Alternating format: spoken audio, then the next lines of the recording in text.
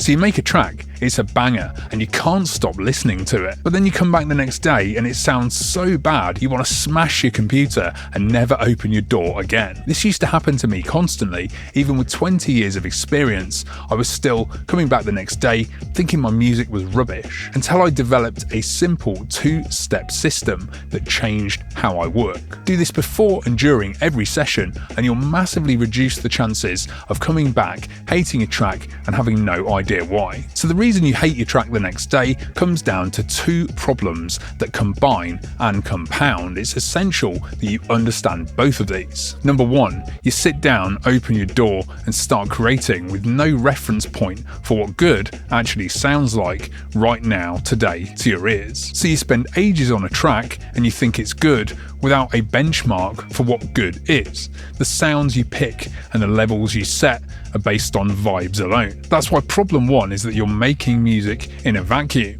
And here's the solution. When I sit down to produce, the first thing I do is calibrate my ears. I want my ears tuned to what a finished professional track sounds like. So before I open the door, I'll play 1 or 2 tracks in my genre. And the important bit is how you listen. You're not absorbing the music or the arrangement. You're flicking around quickly, only listening for punch, tone, balance. Think of it like stretching before a run. You don't analyze your stretches, you just do them so your body's ready. This is the same thing for your ears. So I'm just showing my ears what good sounds like before I start making decisions. And here's why this is so important. Writing music, choosing sounds, and setting the volumes of those sounds, these things are the foundation of making a good track. So if your ears are calibrated at that exact moment, right when you're making those top level decisions, you're building on solid ground from the very first sound, and your choices compound across an entire session. So the warm-up directly affects the quality of every sound decision you make, and then less mixing is needed later. But this isn't just for the beginning. While I'm working, I'll occasionally flick back to those reference tracks for a quick vibe check. And I should say that even though I'm explaining all this in detail, in practice this is the most casual thing ever. It's just a 2-second flick to a reference, then back to work. It becomes a natural habit.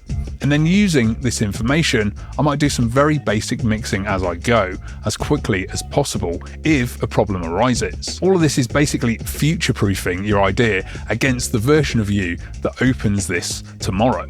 I'm giving this idea the best chance of sounding close to a record in as few moves as possible. So that's the first problem addressed. Now your tracks should start to sound better earlier on, so your future self will be able to hear the idea in its best possible light. So now let's look at the second problem. You hear your idea on loop so much that you get seduced by it. You're listening over and over, you're vibing, you're investing time, and you form this weird bond with the idea where you just expect it to be good. You get too emotionally attached. And this feeds into the first problem of not calibrating your ears. If you're choosing sounds without context and then you're listening on loop until you bond with those choices, you're doubling down on bad judgment without realizing it.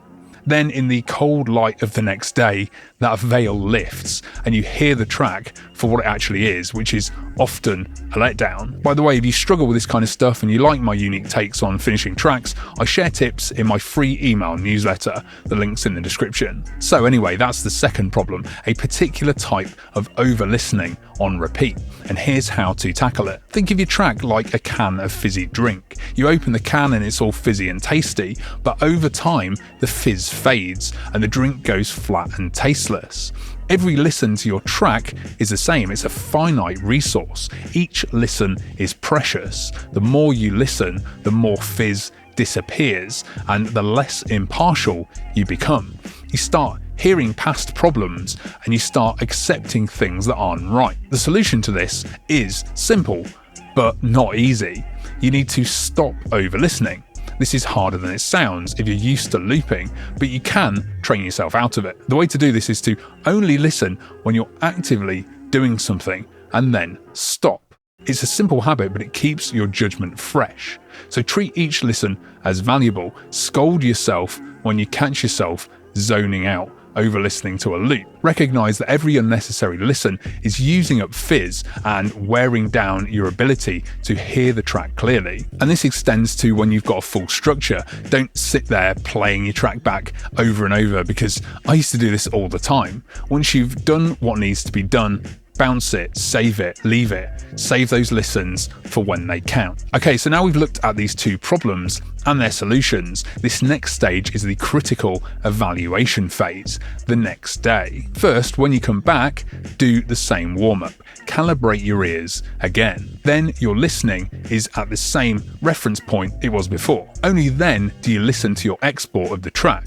If you kept perspective by referencing in that first session and you didn't overplay the track in its unfinished form, you should land in one of two places. One, you like the idea, your judgment isn't clouded. It might need more work, but you can hear it clearly and it holds up. Or two, you don't like it, but because your judgment isn't clouded, you can hear why you don't like it. So now you can write down concrete actions you can take to fix those things. And the reason you can now do that when you couldn't before is because your ears are fresh and calibrated again, and your track hasn't lost its fizz due to over listening.